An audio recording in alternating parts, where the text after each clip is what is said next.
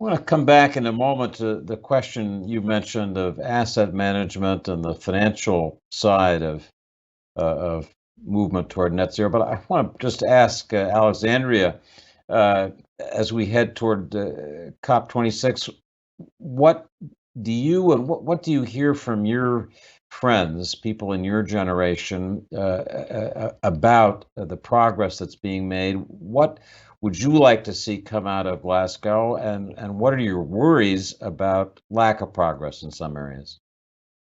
Well, I think that going up into COP, there's going to be a lot of youth activists who are going to be there. And this will be the second COP that I've gone to. And COP was actually one of the initial reasons that I got motivated to take action. It was after COP 24, because that was a huge motivator because of the failures there.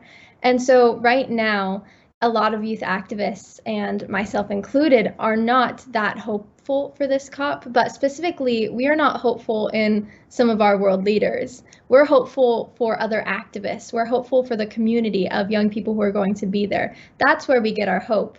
And many world leaders aren't attending, and commitments aren't meeting the Paris Agreement. And so because of some of these factors, a lot of youth are going to make sure that our voices are heard. And we're getting prepared to hold our world leaders accountable to make sure that they meet these commitments, though. And we're not hearing any new commitments, and so we're going to make sure that we push them to make sure that there's more that they can do, because there's always more that we can do. And the last thing that I want to mention on this is, as a youth activist and in the movement, one thing that youth activists are, why it's so important to have us in these conversations, is because we are the moral voice in these decision-making rooms. We're there making sure that world leaders hear and see the urgency of the climate crisis.